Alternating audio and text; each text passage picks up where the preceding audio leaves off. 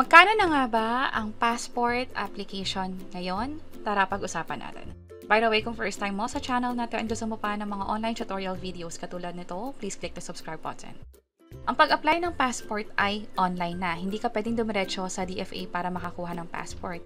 Instead, dito sa website nila na passport.gov.ph/appointment, pwede ka nang mag-schedule at pumili kung saang branch ka ba ng DFA or DFA site pupunta. Halimbawa, ito, and then proceed lang tayo, click ko na tong next. Pwede ka nang mamili ng schedule.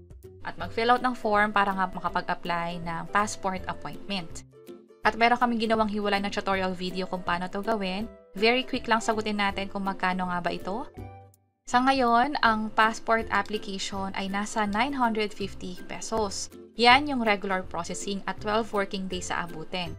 Kung gusto mo special processing or yung rush na passport, nasa 1,200 pesos yung price niyan. May additional 250 pesos.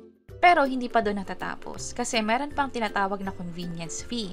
Sa experience ko, nung pinili ko kasi yung over-the-counter, merong plus 50 pesos na convenience fee. Binayaran ko siya via GCash.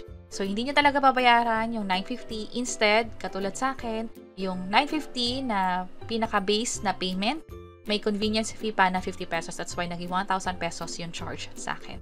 And that's it. Kung interesado kayo kung paano magbayad online for passport or paano mag-book ng appointment online, pwede nyo nang i-check yung mga videos sa bandang baba. Sana makatulong and see you sa mga next videos. Bye-bye!